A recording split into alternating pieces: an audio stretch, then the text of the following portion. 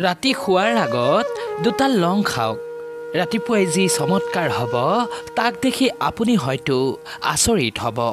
গতিকে বন্ধু বান্ধৱীসকল, প্ৰথমে মোৰ চেনেল টিপছ ABC 101লৈ আপোনালোকক স্বাগতম জনাইছোঁ। আপোনালোক কেনে আছে? ভালে থাকক, সুস্থ থাকক আৰু সদায় দৰে এই চেনেলৰ প্ৰতিটো ভিডিঅ' উপভোগ কৰক। বন্ধু বান্ধৱীসকল, আজিৰ ভিডিঅ'টি কিন্তু খুবেই গুৰুত্বপূৰ্ণ। গতিকে ভিডিঅ'টি স্কিপ নকৰাকৈ শেষ পৰ্যন্ত চাই গৈ থাকক আৰু এতিয়া আহক ভিডিঅ'টি আৰম্ভ কৰি লওঁ। বন্ধু বান্ধৱীসকল, আজিৰ এই ভিডিঅ'টিত আলোচনা কৰিম দুটা লং আপুনি খোৱাৰ সময়ত খাই শুই দিব। আৰু কেনেকৈ খাব, কিদৰে খাব, ইয়াৰ কি বিধি আছে বা কি বিধি অনুসাৰে খাব যাৰ দ্বাৰা আপোনাৰ সকলো মনৰ কামনা পূৰ্ণ হ'ব, সকলো কাম আপোনাৰ হৈ উঠিব, আপোনাৰ দিনবোৰ সলনি হ'ব, আপোনাৰ ভাগ্যত সলনি আহিব। কিন্তু ইয়াৰ বাবে আপুনি এই উপায়টি কেনেকৈ কৰিব, ইয়াৰ বিষয়ে বিস্তাৰিতভাৱে জনাৰ আগতে ভিডিঅ'টিত এটা লাইক কৰি পাৰিলে কমেণ্টত লিখক জয় মা মহালক্ষ্মী। এতিয়া আহক মূল পৰ্বলৈ। বন্ধু বান্ধৱীসকল, এইটো এটা এনে জ্যোতিষ উপায় যাক কৰিলে আপোনাৰ ভাগ্যত বৃদ্ধি ঘটিব।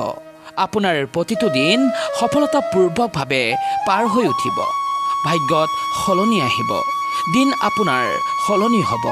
যদিহে আপোনাৰ কোনো কাম হৈ উঠা নাছিল, কামত বাধা হৈ আছিল, দোকান আপোনাৰ চলা নাছিল, ভাগ্য আপোনাৰ সহায় নাছিল, এই উপায়টি কৰাৰ মাধ্যমত ধীৰে ধীৰে আপোনাৰ দিনবোৰ ভাল হ'বলৈ আৰম্ভণি কৰিব আৰু আপুনি নিজেই গম পাব যে আপোনাৰ ভাগ্য উজ্জ্বল হ'বলৈ আৰম্ভণি কৰিছে। আৰু ইয়াৰ বাবে আপুনি এই উপায়টি কৰিব লাগিব। আৰু এই উপায়টিৰ সম্বন্ধে এই ভিডিঅ'টিত কোৱা হ'ব। গতিকে জানো আহক, ৰাতি শোৱাৰ আগত লং আপুনি কেনেকৈ খাব যিয়ে আপোনাৰ ভাগ্য সলনি কৰাত সহায় কৰিব, আৰু কেনেকৈ এই লঙে আপোনাৰ ভাগ্য সলনি হোৱাত সহায় কৰিব ইয়াৰ বিষয়েও জানিম। ইয়াৰ বাবে আপুনি কি কৰিব লাগিব? যি দুটা লং ল'ব, সেই লং দুটা মৌ ৰসত ডুবাই আপুনি পানীৰ লগত খাব শুবলৈ লোৱাৰ আগত। কিন্তু মৌ ৰসৰ লগত লং কিয় খাব? বন্ধু বান্ধৱীসকল, এই যি লং, এই লঙৰ সম্বন্ধ শুক্ৰ ও শনিৰ সৈতে ৰৈছে। আৰু এইবাবেই বহুলোকে কয় যে কামলৈ যোৱাৰ আগতে লং খাই যাব লাগে বা লং নিজৰ পাৰ্চত ৰাখিব লাগে, যাৰ ফলত মা লক্ষ্মী প্ৰসন্ন হয়। ইয়াৰ আৰু এটা কাৰণ আছে। এই লঙৰ যি সুগন্ধি, এই সুগন্ধিটো মা লক্ষ্মী প্ৰসন্ন হয়। আৰু এইবাবেই বহুলোকে কয় যে চন্দুকত বা আলমাৰিত লং ৰাখিব লাগে, পাৰ্চত বা মানি বেগত লং ৰাখিব লাগে। আৰু দ্বিতীয়তে হৈছে মৌ ৰস। এই মৌ ৰসে আমাৰ গুৰুক বলৱান কৰিব পাৰে, ই আমাৰ গুৰু গ্ৰহক শক্তিশালী কৰি তুলিব পাৰে। আৰু যদি একেবাৰতে এনেকুৱা বস্তু পোৱা যায় যিয়ে গুৰু, শুক্ৰ আৰু শনিক এই তিনিজনক মজবুত বা শক্তিশালী কৰিব পাৰে। আৰু এই গুৰু, শুক্ৰ আৰু শনি, এই তিনিটা গ্ৰহ হৈছে এনে প্ৰভাৱশালী গ্ৰহ যিয়ে আপোনাৰ ভাগ্যক সলনি কৰিব পাৰে। আৰু ইয়াৰ বাবেই বিশেষকৈ এই তিনিটা গ্ৰহৰ উপায় কৰিবলৈ দিয়া হয়। যদিহে আপুনি জ্যোতিষৰ ওচৰত উপায় বিচাৰি যায় যে মোৰ ভাগ্য সলনি হ'ব লাগে, বা মোৰ বিবাহ হোৱা নাই, মই চাকৰি পোৱা নাই, বা মোৰ লাভ লাইফত প্ৰব্লেম বা ফাইনেন্সিয়েল লাইফত প্ৰব্লেম চলি আছে, তেন্তে এই ক্ষেত্ৰত বিশেষকৈ গুৰু, শনি বা শুক্ৰৰ উপায় কৰিব দিয়া হয়। শনি আপোনাৰ কাৰ্যৰ বাবে, আপোনাৰ বৃদ্ধিৰ বাবে, শুক্ৰ আপোনাৰ লাভ লাইফৰ বাবে, মা লক্ষ্মীক প্ৰসন্ন কৰাৰ বাবে, আৰু গুৰুগ্ৰহ হৈছে আপোনাৰ ব্যৱসায় বা কাৰ্যক ঠিক কৰাৰ বাবে, মানুহৰ ওপৰত প্ৰভাৱ পেলোৱাৰ বাবে, আৰু শুক্ৰক আপোনাৰ প্ৰভাৱশালী ব্যক্তিত্ব ও লক্ষ্মীক লাভ কৰিবলৈ দিয়া হয়। গতিকে এই বিশেষকৈ তিনিটা গ্ৰহৰ উপায় কৰিবলৈ দিয়া হয়।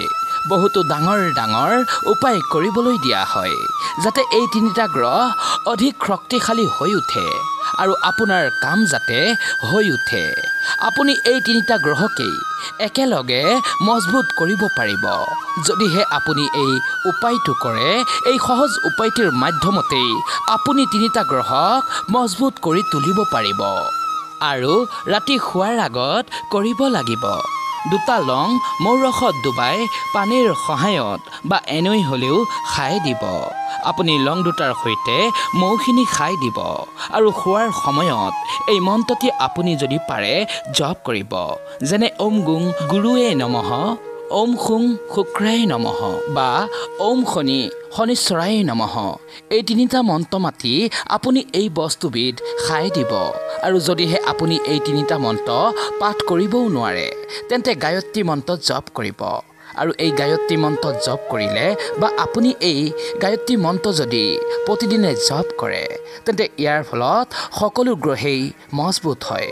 গতিকে আপুনি যদি বিচাৰে যে এই তিনিটা মন্ত্ৰ মই জপ কৰোঁ তেন্তে জপ কৰিব পাৰে, নাইবা এবাৰ আপুনি গায়ত্ৰী মন্ত্ৰটো জপ কৰিয়ে এই তিনিটা বস্তু খাই দিব পাৰে। আৰু ৰাতি শোৱাৰ আগত খাব আৰু পাছৰ দিনা ৰাতিপুৱাই চাব আপোনাৰ দিনটোত কিবা সলনি যেন অনুভৱ হ'ব। আপোনাৰ কাম কাজ ভালভাৱে চলিব, আপোনাৰ কনফিডেন্স বাঢ়িব, সুন্দৰতা বাঢ়িব, টকা পইচা আপোনাৰ প্ৰতি আকৰ্ষিত হ'ব, সকলো আপোনাৰ ওপৰত প্ৰভাৱিত হ'ব। মাত্ৰ 7 দিন আপুনি এই উপায়টি কৰি চাওক, নিজেই আপুনি ইয়াৰ বেনিফিট দেখিবলৈ পাব আৰু আপুনি নিজেই এই উপায়টি ক্ৰমান্বয়ে কৰি যাবলৈ ধৰিব। কাৰণ যদি কোনো উপায়ৰ মাধ্যমত কোনো ব্যক্তিয়ে উপকাৰ পায় তেন্তে সেই ব্যক্তিয়ে সেই উপায়টি বন্ধ কৰিবলৈ নিবিচাৰে, তেওঁলোকে সেই উপায়টোক কণ্টিনিউ কৰিবলৈ লয়। গতিকে কোনোৱে হয়তো প্ৰশ্ন কৰিব পাৰে যে এই উপায়টি কিমান দিন কৰিব লাগিব। এই উপায়টি মাত্ৰ 7 দিন কৰি চাওক, যদি পাৰে কণ্টিনিউ কৰিব পাৰে। বন্ধু বান্ধৱীসকল, এই বিশেষ উপায়টি কৰাৰ মাধ্যমত আপোনাৰ জীৱনত সলনি আহিব, আপোনাৰ মাজত কনফিডেন্স বাঢ়িব, সুন্দৰতা বাঢ়িব, টকা পইচা আপোনাৰ প্ৰতি আকৰ্ষিত হ'ব, সকলো আপোনাৰ ওপৰত প্ৰভাৱিত হ'ব। মাত্ৰ 7 দিন আপুনি এই উপায়টি কৰি চাওক, বৰ ভাল ৰিজাল্ট আপুনি লাভ কৰিব। কাৰণ আপুনি কৰা এই উপায়টিৰ মাধ্যমত আপুনি একেলগে 3জনক অৰ্থাৎ গুৰু, শুক্ৰ আৰু শনিক একেলগে মজবুত ও শক্তিশালী কৰি তুলিব পাৰিব। গতিকে আপুনি ৰাতি শোৱাৰ আগত 2টা লং ল'ব, সেই 2টা লং লৈ মৌ ৰসত ডুবাই আপুনি পানীৰ সহায়ত নাইবা এনেই হ'লেও খাই দিব। চাব ৰাতিপুৱাই আপোনাৰ জীৱনত এক চমৎকাৰ ঘটিব।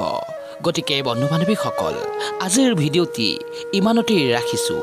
যদিহে ভিডিঅ'টি আপোনালোকৰ ভাল লাগিছে তেন্তে আপোনাৰ বন্ধু বান্ধৱী বা আত্মীয় স্বজনলৈ ভিডিঅ'টি শ্বেয়াৰ কৰি দিব। শেষত সকলোৰে মংগল কামনা কৰি আজিলৈ এৰিছোঁ, পুনৰ আকৌ লগ পাম। ধন্যবাদ।